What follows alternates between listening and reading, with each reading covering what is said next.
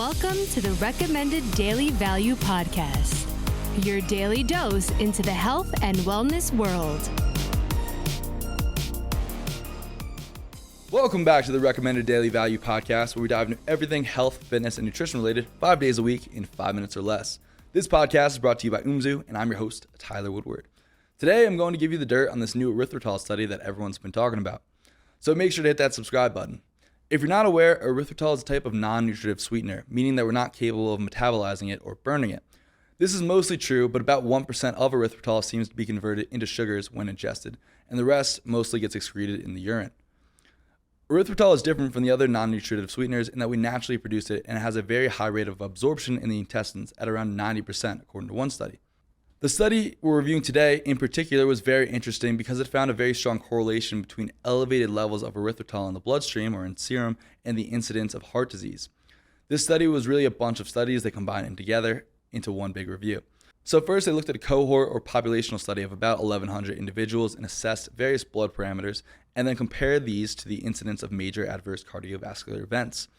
Across all the individuals, both with and without type 2 diabetes and coronary heart disease, erythritol was independently associated with an elevated risk of having a major adverse cardiovascular event in a dose-dependent manner, meaning that the higher your erythritol levels are in your blood, the more likely you were to have a major adverse cardiovascular event. This would classify erythritol levels as a useful indicator in predicting cardiovascular-related outcomes, i.e. whether you're going to come out with heart disease, heart attack, stroke, etc. As in, when erythritol levels are elevated, there's a higher likelihood of having one of these adverse cardiovascular events. But this does not show that erythritol is having a causative effect itself in these cardiovascular events. Another way to think about this is that having high levels of erythritol may be bad, but we don't know if the erythritol itself is causing these effects and what is bad, or if something else in the system is causing your erythritol levels to be elevated. This is very relevant in this study because, as I mentioned before, erythritol, while it's used as a non-nutritive sweetener, is the only non-nutritive sweetener that we actually naturally produce. In the case of erythritol, it seems that we only produce significant quantities of it when things are not going well metabolically, things like metabolic syndrome or insulin resistance. In my estimation, erythritol seems to be like a way of our cells ejecting excess sugar out into the bloodstream from inside. In the second and third parts of the study, the researchers tried to determine whether consuming dietary erythritol would have a negative effect. To do this, they looked at in vivo data, which involved the extraction of human blood and the injection of erythritol into the samples compared with a control group to examine the effects erythritol had on platelet adhesion. For those that don't know, platelet adhesion is what allows our blood to clot in order to resolve wounds in our cardiovascular system or heal wounds, but it also occurs in thrombosis, which is when a piece of your blood breaks off and you get a blood clot, things like heart attack or a stroke.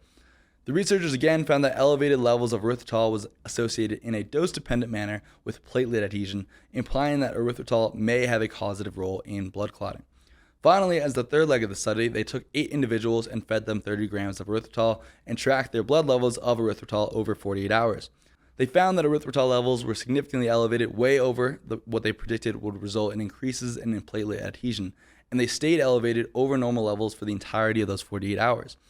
In the discussion, the authors state, our findings suggest the need for further safety studies examining the long-term effects of artificial sweeteners in general and erythritol, specifically on risk for heart attack and stroke, particularly in patients at higher risk for cardiovascular disease. So here are my thoughts. First, I've never been an advocate for artificial sweeteners, whatever the type. So I do think this provides some additional evidence to avoid them over good old cane sugar or honey.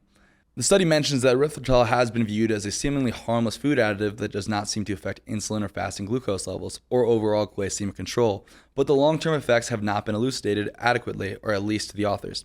They also do mention the pentose phosphate shunt and our endogenous production of erythritol, saying that our natural erythritol is just a fraction of what we might consume in an erythritol-sweetened meal. A few criticisms I saw of the study was that erythritol levels are known to be elevated in disease states like type 2 diabetes, insulin resistance, or metabolic syndrome, so this doesn't show that erythritol itself is causing these problems.